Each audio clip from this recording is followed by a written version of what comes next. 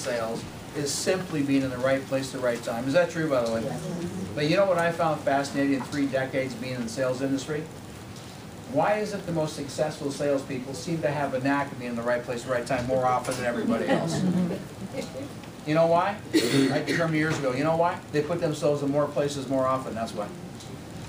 And so I said, that's what I'm going to do. So I started mailing things out, you know, every month I mailed what I called evidence of my success. Every month my listings and my buyers, I was working, called listing flyers and buyer flyers. My whole company did that program. And then on the other 2-week cycle, I sent out a postcard.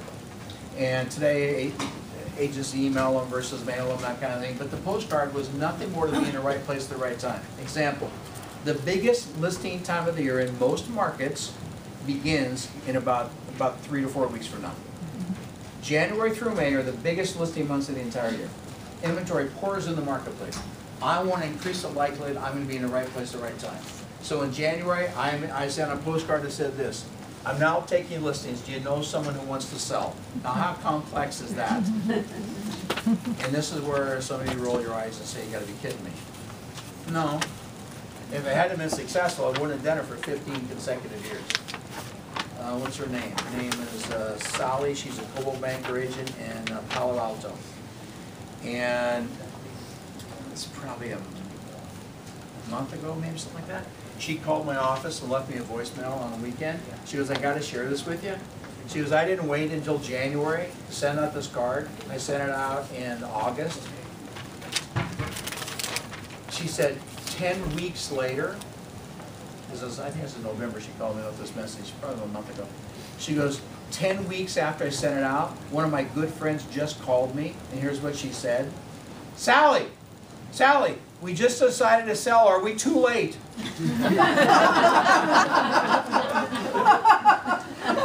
She said, I felt like telling her, oh, it's a good thing it got me. Today's the last day I'm taking listings.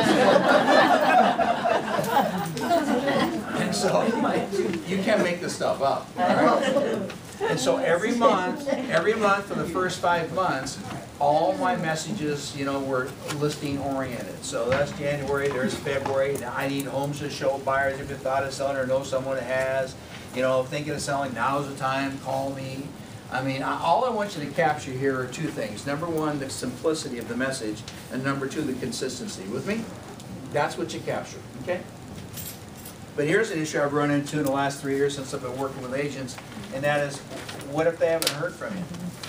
You know, maybe we're one of the many people in the industry that say, you know, I haven't done as good a job maintaining contact with the database as I know I should have.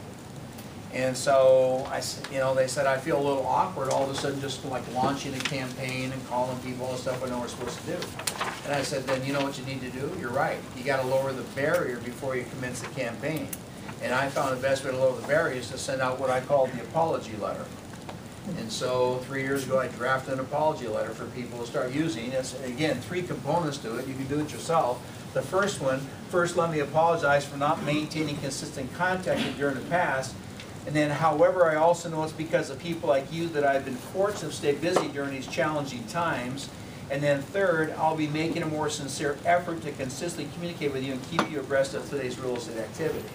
And so for some of us in the room, you know, not punching anybody here in the belly, but the truth is some of us might need to consider doing an apology letter to lower the barrier and then start a campaign come January.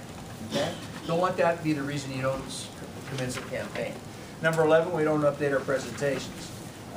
You know, you got powerful marketing material here at Pacific Union, and it's terrific, except I think it gets boring after a while. I had a pop-up in my calendar every December to tear apart all my presentations and rebuild them every year. Keep them fresh, keep them exciting, keep them fun. So, you know, you got pre-listing packages. Here's an example. I got pre-listing packages. I am driven by checklists. I got checklists coming out my ears. For this reason, by the way, here's a side note. I am by nature highly disorganized. Anybody relate to that? That is no false modesty. I'm highly disorganized. And, you know, it was just, I don't know, probably 3 weeks ago, I was somewhere. Can't remember where I was. Landed, got the plane, got the taxi. I'm not even 5 minutes away, and I'm like, oh my God. I told the driver, turn around, hurry up, turn around, get back to the airport. And the guy goes, oh, okay. And same time, true story, same time my cell phone rings. Says, Mr. Deluca? And I says, yes. He goes, this is so-and-so from United Airlines. We found your Kindle in seat 3A. One of the best gifts my wife's ever given me. My Kindle. So I turned around and went back up my Kindle. You see, my wife knows me so well that when she gave me this Kindle, she also put my name and phone number. My wife's amazed people listen to me. I am struggle with organization. Always have. That's the way I'm wired. And so what I discovered in real estate, every time you do an activity, I think you need a system or a checklist for it. Otherwise, what finally occurred to me is that you're reinventing it every time you do it. You with me? And so, example, a real simple example, but here's an example. Here's my checklist for a pre-listing package. It looks just like yours probably, a couple of things a little different. Maybe number 11, my advertising questionnaire, and number 12, what I call my remodel or sell flyer. What's an advertising questionnaire? I ask my sellers 2 questions about advertising. I ask them this: which features do you feel should be included in advertising your home? Any feature rather not see advertised.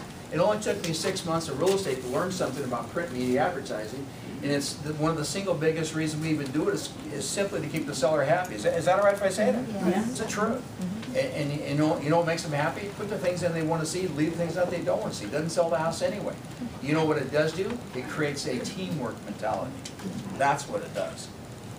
I put things in my package that were just, to me, no-brainers, common sense. Example, everyone in this room knows the longer a home is on the market, the less it finally sells for, no matter what price range it is.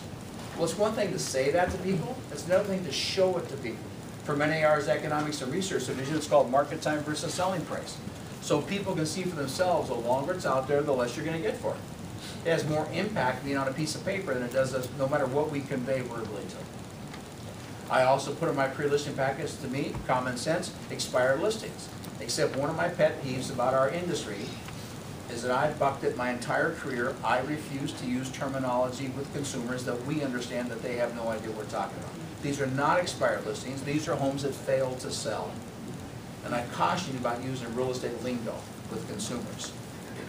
The next page may be tens of thousands per year, without exaggerating. I go out to the house, I tell the seller the most you're going to get for your house, pick a number, $600,000. And then they tell me about $40,000 they spent the last 3 years on room additions, air conditioning, swimming pool, kitchen remodels, landscaping. They want to take their 40 grand and do what with it? Right around top. Okay, you said 600, that makes it 640. We want to leave room to negotiate, so we're thinking like $799, something like that. Anybody been there? And I tell them, just because you spent 40 grand improvements the last 3 years in today's market doesn't necessarily mean you get all 40 grand back, because that's the truth, by the way. As soon as I tell people right there at the dining room table, you're not getting all your 40 grand back, atmosphere instantly changes.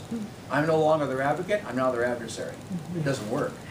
You don't get listings in an adversarial environment. And so I create what I call remodel or sell. It's got the different, forget the column. In the middle of the cost, you can't compare San Francisco with Little Rock, Arkansas, for God's sake. That's the one that counts percentage recoverable. Where'd it come from? Source, Institute of Real Estate Appraisers. This made my job a whole lot easier. I had so much success with it, I turned it into one of my postcards. Generated listing leads for me. Now, if you want the most current, recoverable remodel cost, I already gave you the source. There it is right there. It's at realtor.org. However, you'll never find it on their website unless you type into the keyword search box these words: cost versus value.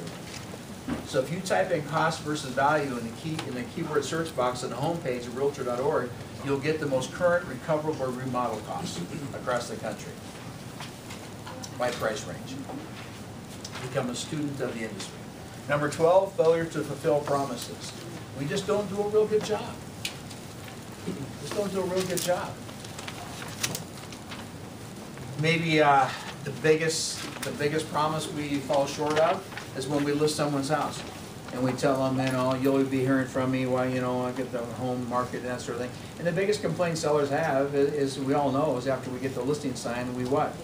They don't hear from us with enough frequency. So I decided to make it an industry weakness one of my strengths. And so every 2 weeks, every 14 days, like clockwork, I sent to my sellers what I called my seller's activity report. And I've got reporting period, December 6th to December 20th. During this period, our records indicate your property received ad calls, sign codes, showing appointments, previews, that kind of basic information. The most important part of the form was the bottom half. New listings on the market this period, new sales this period. When I say on the market, I mean competitive price properties, same general area. It's kind of a miniature market analysis. And as simple as it might appear to some of you, what you see on the screen right now is the single strongest system I ever created to get price reductions on my inventory. And I made myself a hero in the eyes of the seller, because every 2 weeks I sent this to them. This is the number two thing I did in my career right here. Number two. Okay? And here's where, with all due respect, I don't care if I'm in San Francisco, I don't care if I am in Little Rock, Arkansas, this idea is pure gold. Do not be lulled by the simplicity of the first thing you see on the screen, trust me. This is my system when I sold a buyer a house.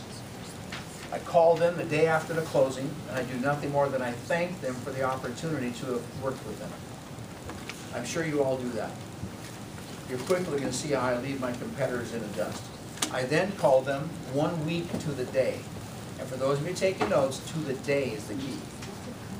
Hey Mary, it's Rick. Listen, I know we closed the escrow a week ago today. Just want to give you a quick call, make sure everything's all right. Any issues come up, something I can help you with.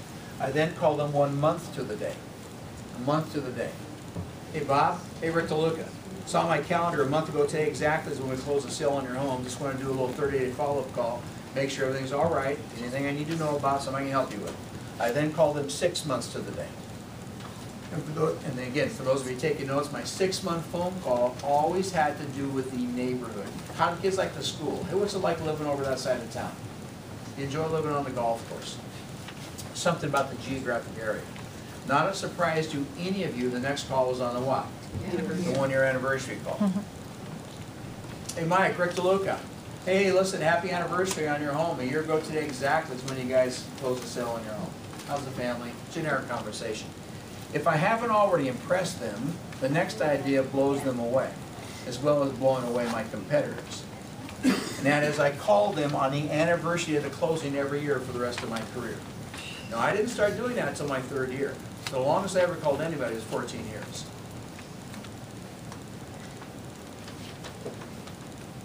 Hey, Kelly. Hey, Rick Deluca here. Hey, guess what, Kelly? 7 years ago today is when you guys bought the house. How's everybody doing? Aren't you ready to sell it? I